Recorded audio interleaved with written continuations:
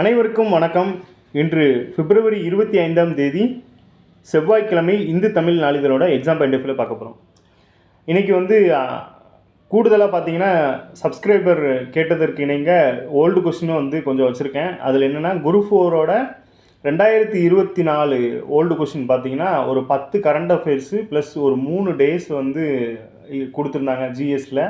So அந்த டேட்டாவும் கூடுதலாக இருக்குது. நியூஸ் முடிஞ்சதுக்கப்புறம் அந்த ப்ரீவியஸ் இயரும் லைட்டாக ஒரு கிளான்ஸ் பார்த்துடலாம். தலைப்பு செய்தி என்ன கொடுத்துருக்காங்கன்னா, வழக்கம் போல் தமிழகத்தில் 1000 முதல்வர் மருந்தகங்களை நேற்று திறந்து வச்சாச்சு.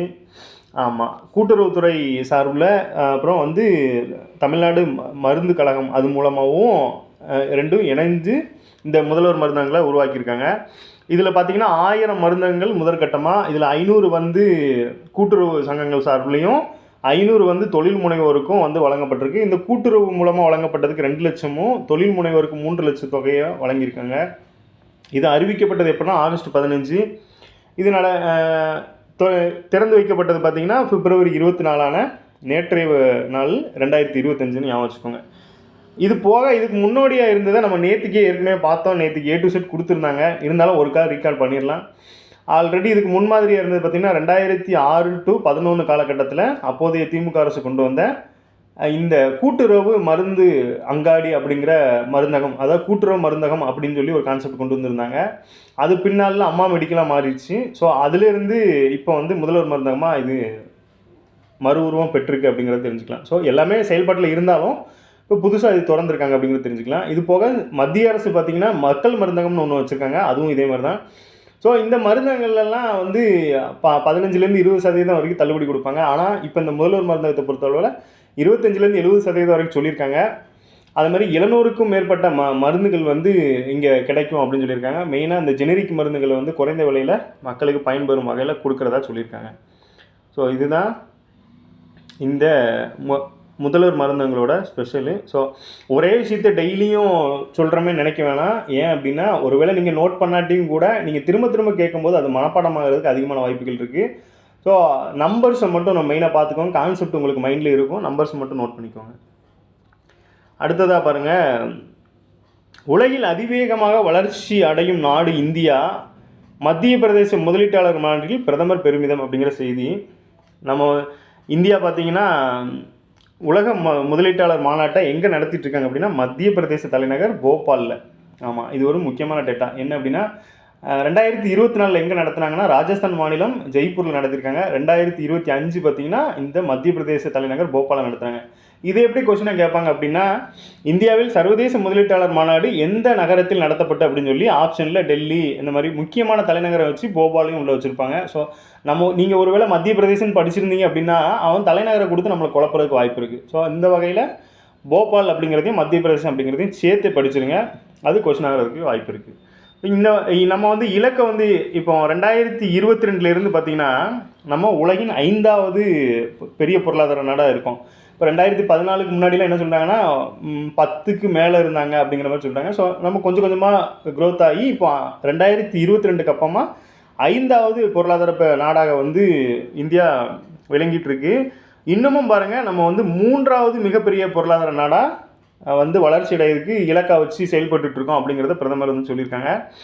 இதில் ஒரு முக்கியமான டேட்டா என்னன்னு பார்த்தீங்கன்னா, சூரிய மின் உற்பத்தியில் சூப்பர் பவராக இந்தியா உருவெடுத்துள்ளதாக ஐநா புகழாரம் சுட்டியிருக்காங்க. இப்போ சூரிய மின் உற்பத்தி, அதாவது க்ரீன் எனர்ஜின்னு சொல்லக்கூடிய இந்த காற்றாலை மற்றும் சூரிய மின் உற்பத்தியிலேருந்து வரக்கூடிய விஷயங்களில் நம்ம கவனம் அதிகமாக செலுத்திட்டுருக்கோம். ஸோ இந்த வகையில் ஐநா சபையை நமக்கு புகழாரன்ட்ருக்காங்க. இப்போ நம்ம நாட்டை நம்மளே புகழ்ந்தால் அது நல்லா இருக்காது. ஸோ ஐநா சபை பார்த்திங்கன்னா நம்ம எக்ஸாம்பிளில் பயங்கர தாக்கத்தை உண்டு பண்ணும். மெயின்ஸ்லலாம் நீங்கள் ஒரு விஷயம் எழுதும்போது அது ஐநாவின் கூற்றுப்படி அப்படின்னு எழுதினாலே அதுக்கு கொஞ்சம் வேல்யூபிளான பாயிண்ட்டாக கருதுறதுக்கான வாய்ப்புகள் அதிகமாக இருக்குது. ஏன்னா ஒரு ஸ்டாண்டர்டான ஒரு விஷயத்தை சொல்லும்போது அது மக்கள் மத்தியில் பயங்கர தாக்கத்தை ஏற்படுத்தும் அப்படிங்கிறது ஐநாவோட கூற்று. ஸோ இந்த வகையில் ஐநாவே பார்த்திங்கன்னா ஒரு புகழாரம் சொல்லியிருக்காங்க. எதுக்கு அப்படின்னா சூரிய மின்சக்தியில் இந்தியா சிறப்பாக செயல்படுறாங்க அப்படின்ட்டு. ஏற்கனவே பார்த்திங்கன்னா சூரிய மின்சக்தி பற்றி எந்த மாதிரிலாம் கொஸ்டின் வந்திருக்கு அப்படின்னா, பெரிய சோலார் பிளானட் எங்கே இருக்குது, அப்புறம் மிதக்கும் சோலார் பிளானட்டு, அப்புறம் எங்கே அதிக மின் உற்பத்தி பண்ணுறாங்க, இந்த மாதிரி வித்தியாசமாக இருக்கிறது லார்ஜஸ்ட்டு, உலகிலே லார்ஜஸ்ட் அந்த மாதிரிலாம் கேட்டுட்டு இருந்தாங்க. ஸோ இந்த வகையில் இது வந்து ஐநா சொல்லியிருக்கிறது குறிப்பிடத்தக்கது. அப்போ சூரிய மின்சக்தியில் இந்தியா சிறப்பாக செயல்பட்டு இருக்காங்க அப்படிங்கிறத தெரிஞ்சுக்கலாம். அடுத்து வந்து உலக வங்கியும் ஒரு கூற்று சொல்லியிருக்காங்க. என்ன அப்படின்னு பாருங்கள், இந்தியாவின் வளர்ச்சி அடுத்த சில ஆண்டுகளுக்கு தொடரும் என உலக வங்கி கூறியுள்ளது. இந்த பெரிய பெரிய ஆர்கனைசேஷன்லாம் பார்த்தீங்கன்னா அதாவது பாஸ்ட்டு ப்ரெசண்ட்டு ஃப்யூச்சர் மூணையுமே கொஞ்சம் கணிப்பாங்க. எப்படி அப்படின்னா பாஸ்ட்டையும் ப்ரெசண்ட்டையும் வச்சு ஃப்யூச்சரில் இப்படி இருப்பாங்க அப்படிங்கிற க்ரோத்தை வந்து சொல்லிடுவாங்க. அந்த வகையில் பாருங்கள், இந்தியா வந்து வளர்ந்து விடும் நாடாக இருக்கிற நிலமையில் இந்த வளர்ச்சி இன்னும் கொஞ்சம் நாளைக்கு இருக்கும் அப்படிங்கிறத உலக வங்கியும் கருதியிருக்காங்க. ஸோ இந்த வகையில் 2022 நம்ம உலகின் 5வது பெரிய பொருளாதார நாடாக இருந்துகிட்ருக்கோம் அப்படிங்கிறது தெரிஞ்சுக்கோங்க. அடுத்ததாக பாருங்கள், பிரதமர் வந்து இப்போ இந்த சுதந்திர தினத்தப்போ ஒரு அறிவிப்பு வெளியிட்டிருந்தாங்க. என்ன அப்படின்னா, செங்கோட்டையில் வந்து ஏழைகள், விவசாயிகள், இளைஞர்கள், பெண்கள் ஆகிய 4 பிரிவினரின் வாழ்க்கை தரத்தை உயர்த்த மத்திய அரசு அயராது பாடுபட்டு பல்வேறு திட்டங்களை செயல்படுத்தி வருகிறது அப்படின்னு சொல்லியிருக்காங்க. இதில் என்னடா கொஸ்டின் இருக்குது அப்படின்னு நீங்கள் கேட்கலாம். அதாவது இது என்ன அப்படின்னா, இப்போ இந்த மாதிரி சில கோட்ஸ் வரும்போது இதில் இருந்து தான் நம்ம கொஸ்டின் ஃப்ரேம் எப்படின்னா, இந்த 4 பேரை பேஸ் பண்ணி தான் இனி வரும் திட்டங்கள் வந்து இருக்க போகுது அப்படிங்கிறது. ஸோ எடுத்துக்காட்டுக்கு பார்த்தீங்கன்னா, பின்னால் வர்ற செய்திகள்லேயே நீங்கள் அதுக்கான எக்ஸாம் பார்க்கலாம். இப்போ இதில் யாரெல்லாம் சொல்லியிருக்காங்க, ஏழைகள் வந்து வறுமையிலேருந்து மீள்றதுக்கான வறுமை சார்ந்த திட்டங்கள், அதாவது வறுமையை ஒழிக்கிறதுக்கான திட்டங்கள்.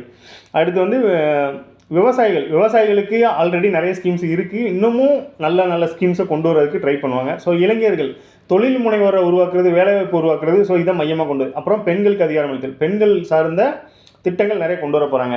இப்போ இன்றைக்கி பேப்பரில் வந்து விவசாயிகள் பற்றியும் கொஞ்சம் கொடுத்துருக்காங்க. ஸோ விவசாயிகளுக்கான ஸ்கீமை பற்றி அடுத்த இதில் பார்க்கலாம். ஸோ இந்த மாதிரி இப்போ இதை சிம்பிளாக எடுத்துக்கிட்டோம் அப்படின்னா, இந்த நியூஸில் இந்த உலக முதலீட்டாளர் மாநாடு அதோட முடிச்சிருக்கலாம். ஆனால் கூடுதலாக நம்ம ஒரு 3 டேட்டா பார்த்துருக்கோம். ஸோ எந்த நியூஸை பார்த்தாலும் அதை வந்து கொஞ்சம் ஆழமாக பார்த்தீங்க அப்படின்னா இந்த மாதிரி இன்ஃபர்மேஷன்லாம் கிடைக்கும். ஸோ அதை பயன்படுத்திக்கோங்க. அடுத்து பாருங்கள், இப்போ நம்ம பார்த்த மாதிரியே விவசாயிகளுக்கான திட்டங்கள் பாருங்கள். வேளாண் துறை வேகமாக வளர்ச்சி பெற்றுள்ளது. விவசாயிகளுக்கு 22,000 கோடி நிதியை விடுவித்து பிரதமர் வந்து பெருமிதம் சொல்லியிருக்காங்க. இதில் நம்ம தெரிஞ்சுக்கிற வேண்டிய திட்டம் பாருங்கள், பிரதமரின் கிசான் சம்மன் நிதி என்ற திட்டத்தை கடந்த 2018ஆம் ஆண்டு டிசம்பர் மாதம் பிரதமர் வந்து அறிமுகப்படுத்தியிருக்காங்க. இதுக்கு முன்னாடி, அதாவது இப்போ நம்ம பார்க்க போகிற அந்த ஓல்டு கொஷின் குரூப் 4ஓட 2024 ஓல்டு கொஷினில் இதே மாதிரி ஒரு ஸ்கீமை என்ன கேட்டிருக்காங்க அப்படின்னா, அதாவது கிசான் கார்டு அப்படின்னு ஒரு கார்டை வந்து 1998 வாஜ்பாய் அவர்கள் பிரதமராக இருக்கும்போது அறிமுகப்படுத்தியிருப்பார். அந்த கொஷினை வச்சு என்ன கேட்டிருந்தாங்க அப்படின்னா, எந்த பேங்க் வந்து இந்த திட்டத்தை வந்து செயல்படுத்தினாங்க அப்படிங்கிற மாதிரி கேட்டிருப்பாங்க. ஸோ ஆர்பிஐயும் நபார்டு பேங்க்கும் சேர்ந்து இந்த திட்டத்தை செயல்படுத்தியிருப்பாங்க அப்படிங்கிறத தெரிஞ்சுக்கலாம். ஸோ விவசாயம் சார்ந்து அந்த இதில் ஒரு கரண்ட் அஃபேராக ஒரு கொஷின் அதில் வந்திருக்கு அப்படிங்கிறத அதன் மூலமாக தெரிஞ்சுக்கலாம். ஸோ அதே மாதிரி தான் அதிலிருந்து பார்த்திங்கன்னா ஒரு 20 வருஷம் கழித்து இந்த 2018 இந்த பிரதமர் கிசான் சம்மான் நிதி திட்டம், இதோட நோக்கம் என்னன்னு பார்த்தீங்கன்னா, 11 கோடி சிறு விவசாயிகளுக்கு வந்து 6,000 ரூபாய் நிதி உதவி 4 மாதங்களுக்கு ஒரு முறை 2,000 வீதம் 3 தவணையாக செலுத்தப்படுகிறது அப்படிங்கிற செய்தி கொடுத்துருக்காங்க. இதில் வந்து இந்த இயரை கூட நீங்கள் டைரெக்டாக கேட்டால் கூட நம்ம போட்டுடலான்னு வச்சுக்கோங்களேன். இதே கூற்றுல வைக்கிறாங்க. இந்த பிரதமர் கிசான் சம்மன் வந்து கூற்று 1 அப்படின்னு வச்சு 2018 கொடுக்குறாங்க. கூற்று 2ல் இந்த 4 மாதங்களுக்கு ஒரு முறை அப்படிங்கிறத மாற்றி 3 தவணைன்னு இருக்குது பார்த்தீங்களா, இதை 3 மாதமாகவும் 4 தவணையாக மாற்றி கொடுத்து நம்மளை கன்ஃபியூஸ் பண்ணுறதுக்கான வாய்ப்புகள் இருக்குது. ஸோ இந்த நம்பர்ஸ் வரும்போது கொஞ்சம் அழுத்தமாக படிச்சுக்கோங்க. இல்லை உங்களுக்கு மறந்து போகுது அப்படின்னா நம்பர்ஸ் நியூமெரிக்கல் டேட்டாவை எழுதி வச்சுக்கோங்க. அப்போது இந்த திட்டத்தை பொறுத்தளவில் 2018 பிரதமர் கிசான் சம்மான் நிதி இது யாருக்கானது அப்படின்னா, சிறு விவசாயிகளுக்கான 11 கோடி விவசாயிகள் வந்து இதில் பயன்பெறுறாங்க. 6,000 ரூபாய் நிதி உதவி 4 மாதங்களுக்கு ஒரு முறை 2,000 ரூபாய் 3 தவணையாக கொடுக்குறாங்க. ஸோ இந்த வகையில் கடைசியாக கொடுக்கப்பட்டது வந்து 19ஆம் தவணை அப்படிங்கிறதையும் மென்ஷன் பண்ணியிருக்காங்க. அப்போது அவர் வந்து சுதந்திர தினத்தில் சொன்னபடி விவசாயிகளுக்கான ஒரு திட்டம் பார்த்துட்டோம். இதே மாதிரி தான் பார்த்தீங்கன்னா இந்த 4 பேரை பேஸ் பண்ணி தான் இப்போ சமீபத்தில் வர்ற ஸ்கீம்ஸ் எல்லாமே இருக்கும். ஸோ அதனால் அந்த டேட்டாவும் முக்கியமானது. அடுத்தது பாருங்கள், இந்த ரூல் ஆஃப் லான்னு ஒன்று கொடுத்துருப்பாங்க. ரூல் ஆஃப் லாங்கிறது ஏவி டைசி அப்படிங்கிறவங்க அந்த வார்த்தையை வந்து இது பண்ணியிருப்பாங்க. ஸோ இந்த வகையில் இந்த ரூல் ஆஃப் லாவை நம்ம ஏன் பார்க்குறோம் அப்படின்னா, ஏற்கனவே நான் இந்த ஓல்டு கொஸ்டினில் பார்க்கும்போது இந்த ரூல் ஆஃப் லா தமிழில் பார்த்தீங்கன்னா சட்டத்தின் ஆட்சின்னு இருக்கும். ஒரு கொஷினை கேட்டுட்டு அதில் இந்த சட்டத்தின் ஆட்சி ரூல் ஆஃப் லாங்கிறது ஆன்சராக ஒரு 2-3 இடத்துல பார்த்த ஞாபகம் இருக்குது. ஸோ அதனால் இந்த டேட்டாவை எடுத்துகிட்டு வந்திருக்கேன். இதில் வந்து இது வந்து இந்த கல்வி சார்ந்த ஒரு இஷ்யூ. இதில் வந்து இந்த மும்மொழி கொள்கையை பற்றி கொடுத்துருக்காங்க. அதில் இதுக்கான எக்ஸ்ப்ளனேஷன் கொடுத்துருக்காங்க. ரூல் ஆஃப் லா என்பது சட்டமும் விதிமுறையும் மட்டுமல்ல, அது சட்டத்தின் மாட்சியை குறிக்கும். மும்மொழி கொள்கையை பின்பற்றுவதன் மூலம் நமது நாட்டில் சட்டத்தின் மாட்சியை பேண முடியும் என்பது அமைச்சரின் கருத்து. அதாவது கல்வி அமைச்சரோட கருத்தாக இதை சொல்ல வராங்க. ஸோ ரூல் ஆஃப் லாங்கிறது சட்டம் மற்றும் விதிமுறை மட்டுமல்ல, அது வந்து சட்டத்தின் மாட்சியையும் குறிக்கும். ஆமாம், அதோட மாட்சியும் குறிக்கும் அப்படிங்கிற மாதிரி மென்ஷன் பண்ணியிருக்காங்க. ஸோ சில இடங்களில் இந்த ஆப்ஷனில் இந்த ரூல் ஆஃப் லான்னு இருக்கும், கொஞ்சம் பார்த்து போட்டுக்கோங்க. அடுத்ததான் திட்டக்குழு.